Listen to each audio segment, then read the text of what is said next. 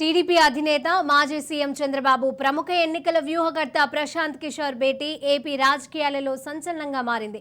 బాబు పీకే భేటీపై YCP senior నేత మంత్రి అంబటి రాంబాబు స్పందించారు. టీడీపీకి ప్రాణం పోయడానికి ప్రశాంత్ కిషోర్ పనికిరాడని, చనిపోయిన టీడీపీకి పోస్ట్ మార్టం చేయడానికి మాత్రమే ప్రశాంత్ కిషోర్ పనికొస్తారని ఎద్దేవా చేశారు. గతంలో ప్రశాంత్ కిషోర్ను చంద్రబాబు బీహార్ డేకాయిట్ అనే విమర్శించారని గుర్తు చేశారు. కానీ ఇప్పుడు రాజకీయ అవసరాల కోసం మళ్ళీ అతడితోనే బాబు చేతులు కలిపాడని విమర్శలు గుప్పించారు. రాజకీయ స్వార్థం కోసం చంద్రబాబు, లోకేష్ ఎలా దిగజారుతారో గుర్తు చేసుకోండి అన్నారు. ఎంతో మంది ప్రశాంత్ కిషోర్లు వచ్చినా, ఎంతో మంది పవన్ కళ్యాణ్లు వచ్చినా, ఎన్ని వ్యూహాలు రచించినా టీడీపీ గెలవడం మాత్రం అసాధ్యమని సెటైర్ వేశారు.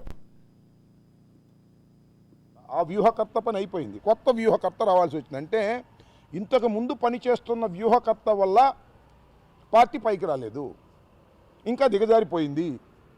అందువల్ల మరొక వ్యూహకర్తను తీసుకొచ్చారు అనేగా అర్థం. ఎంతమంది ప్రశాంత్ కిషోర్లైనా, ఎంతమంది పవన్ కళ్యాణ్ అయినా కట్టగట్టుకొని వచ్చినా, ఎన్ని వ్యూహాలు చేసినా, ఎన్ని వ్యూహాలు రచించినా తెలుగుదేశం పార్టీని బతికించటం సాధ్యపడే అంశం కాదు. జగన్మోహన్ రెడ్డిని ఓడించటం అంతకంటే సాధ్యం కానటువంటి పని అని అర్థం చేసుకోవాల్సిందిగా ఈ సందర్భంగా చెప్పదలుచుకున్నాను.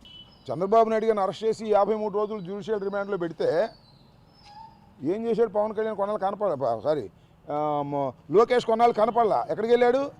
వెళ్ళి పీకే కాళ్ళు పట్టుకున్నారని చెప్పారు.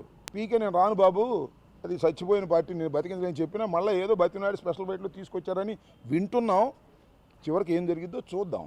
అంటే రాబిన్ సింగ్ పని అయిపోయిందనమాట. ఆ వ్యూహకర్త పని అయిపోయింది, కొత్త వ్యూహకర్త రావాల్సి